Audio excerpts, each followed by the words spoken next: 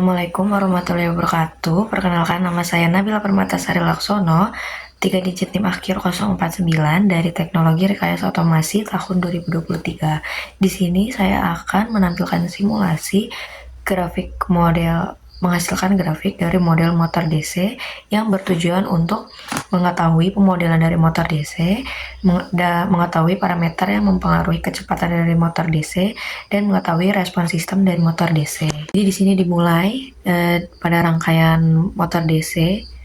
Ini rangkaian luares namanya rangkaian Simulink. Lalu kita klik motor DC yang atas. Itu dimulai dari input, lalu ke add yang min plus min, lalu ke gain kita tambah 1/L, lalu ke integrator.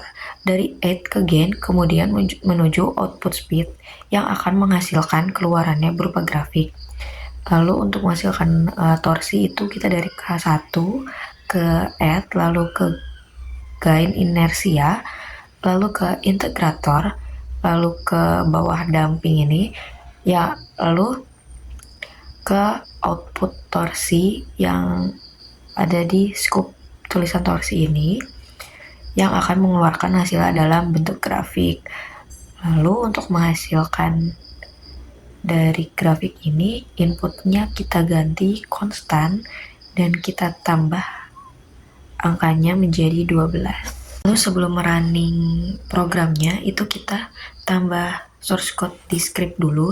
Yang pertama ada CLC. CLC itu untuk membersihkan command window dari teks sebelumnya. Lalu yang kedua ada clear. Clear titik koma ini untuk menghapus semua variabel yang ada di workspace MATLAB supaya tidak bentrok dengan variabel yang sebelumnya. Yang ketiga ada close. Close itu untuk menutup semua figur window yang terbuka kayak grafik, plot. Lalu yang itu kita kasih spasi, terus bawahnya itu ada DSP, memuat parameter motor ke workspace. Itu untuk menampilkan teks di command window, memuat parameter dengan mengeluarkan tulisan memuat parameter motor ke workspace, hanya sebagai notifikasi proses. Lalu ke bawah itu ada J sama dengan 0,01, itu mendefinisikan momen inersia motor yang menggambarkan seberapa sulit rotor. Lalu bawahnya itu ada B sama dengan 0,1, itu mendefinisikan koefisien gesekan viscous. Lalu bawahnya itu ada KE sama dengan 0,01, yaitu berarti konstanta tegangan balik. Bawahnya lagi ada KT. KT itu untuk mendefinisikan konstanta torsi. Yang bawahnya ada R sama dengan 1 titik koma, yaitu mendefinisikan tahanan listrik kumparan motor.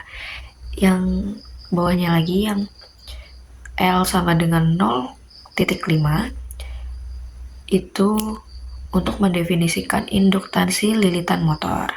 Lalu kita kasih spasi, bawahnya kita kasih di SP yang awal tadi, itu untuk menampilkan pesan ke layar, yaitu parameter berhasil dibuat di workspace. Lalu bawahnya lagi ada DSP, sekarang bisa menjalankan simulasi di Simulink, itu untuk menampilkan pesan yang berarti sekarang bisa menjalankan simulasi di Simulink. Lalu kita kembali ke halaman Simulink motor, itu lalu kita run, terus kita lihat pada scope untuk melihat hasil grafik dari speed dari lag kompensator. Kita akan membahas motor DC dengan lag kompensator. Pada penggunaan lag kompensator ini, respon motor DC cenderung lebih lambat. Grafik pada scope ini menunjukkan kenaikan secara perlahan yang menunjukkan kondisi steady state tanpa adanya overshoot. Hal ini menandakan sistem itu artinya stabil, meskipun waktu yang dibutuhkan untuk mencapai kecepatan referensinya lebih lama. Sementara itu, kita buka grafik torsi pada scope di sini motor DC itu meningkat perlahan ya di sini grafiknya dengan nilai yang halus dan stabil. Tidak ada fluktuasi atau lonjakan tajam sehingga kerja motor DC lebih tenang dan beban mekanis pada poros berkurang. Lalu untuk yang kedua motor DC dengan lead kompensator itu membuat respon motor DC lebih cepat. Grafik kecepatan menunjukkan motor mencapai nilai referensi dengan waktu yang singkat, bahkan bisa muncul sedikit overshoot sebelum akhirnya stabil. Grafik torsi juga naik tajam di awal karena motor dipercepat akan lebih cepat, kemudian menurun menuju nilai yang stabil. Hal ini menunjukkan lead compensator cocok untuk sistem yang membutuhkan respon cepat. Kita pindah ke tab yang simulink motor DC, yang sebelum masuk ke motor DC dan motor DC 1 untuk melihat grafik dari speed dan torsi. Kita run, lalu kita lihat scope-nya ada garis kuning dan garis biru. Garis biru itu untuk lead kompensator yang terbukti pada detik-detik terlihat overshoot kecil pada detik-detik awal. Setelah overshoot, nilai meredam dan mendekati nilai referensi. Lalu untuk garis kuning, untuk lead kompensator, tidak ada overshoot. Mulai dari 0 naik bertahap, kurva menyerupai fungsi eksponensial. Respon hampir mencapai referensi. Perbandingan di motor DC dari lead kompensator dan lead kompensator adalah lead kompensator itu lebih stabil, tetapi respon lebih lambat dan torsi halus. Lalu untuk lead kompensator itu lebih cepat, ada kemungkinan untuk overshoot, tetapi torsi dapat tajam di awal. Sekian dari sedikit simulasi tentang model motor DC dari saya.